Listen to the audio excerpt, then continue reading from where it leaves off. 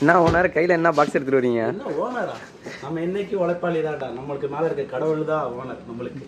இது பார்த்தீங்கன்னா ரேஞ்சர் வரும். ரேஞ்சருக்கு பார்த்தீங்கன்னா full kit, main belt adjust எல்லாமே டோட்டலாக மாற்றுறோம். என்றைக்கும் மெயின் பெல்ட்டு மாற்றும்போது பார்த்தீங்கன்னா நீங்கள் அதில் வர அட்ஜஸ்ட்டு பேரிங் எல்லாமே கிட்டோட மாற்றினீங்கன்னா அதோட லைஃப் நல்லாயிருக்கும்.